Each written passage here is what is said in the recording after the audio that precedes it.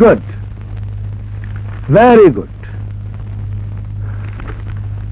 আচ্ছা ডক্টর শানু, পরীক্ষার রেজাল্ট ভালো, ইচ্ছে করলেই তো যে কোনো ক্লিনিকে আপনি ভালো চাকরি পেতে পারেন। বিশেষ করে আমার এখানে অ্যাপ্লাই করেছেন কেন? এই হাসপাতালে কাজের সুযোগ বেশি, তার চেয়ে বড় কথা আমি আপনার সাথে কাজ করতে চাই স্যার। Very good. মানুষের কল্যাণ করে আজ আমার অনেক সুনাম। আজ এই হাসপাতালে হার্ট আর কিডনি শুধু নয়, মানসিক রোগীদের পর্যন্ত চিকিৎসা করা হয়। কিন্তু এর পিছনে আমার যে শ্রম আর সাধনা, সে খবর কজন রাখে বলুন? Right sir. স্যার, আমি আপনার পাশে থেকে সাধ্যমতো সহযোগিতা করতে চাই। Thank you. আপনার কথা শুনে আমি খুব খুশি হয়েছি। কিন্তু মিস শানু, আমাদের এই কাজে অনেক গোপনীয়তা আপনাকে রক্ষা করতে হবে।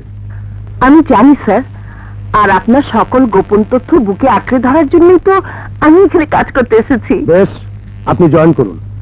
আপনি আমাদের নিকট যোগ্য বলে প্রমাণিত হলে আমি আপনার বেতন ডাবল করে দেব।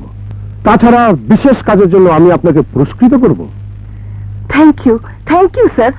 আমি আমার সাধ্যমতো সবকিছু করব। চল এই ছুটিতে কোথাও বেরিয়ে আস। না রে, আমাকে ভাইয়ার কাছে যেতে হবে। হোস্টেলে থেকে পড়াশোনা করি, ভাইয়ার খোঁজ একদম নিতে পারি না। এই ছুটিতে ভাইয়ার সেবা যত্ন করতে পারবো। রাজু ভাই এসেছে, লিজা, আমরা আসি রে। আবার দেখা হবে, খুদা হাফেজ। চল।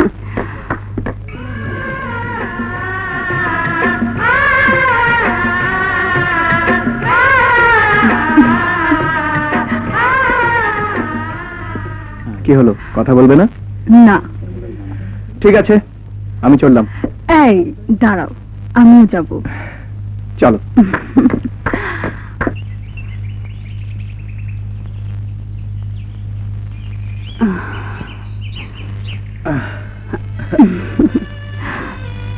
রাজু, আমি 1 মাসের জন্য ভাইয়ের কাছে যাচ্ছি। আমার জন্য তোমার খারাপ লাগবে না? খারাপ লাগলে চলে আসবো। কোথায়? কেন, তোমার ভাইয়ার ওখানে। পুরো বাপরে, তবেই হয়েছে। রাজু, তুমি খুব লক্ষ্মী ছেলে। এই তো দেখতে দেখতে 1 মাস কেটে যাবে, তারপর আবার দেখা হবে। তা তো বুঝলাম, এখন একটা দিয়ে যাও। কি?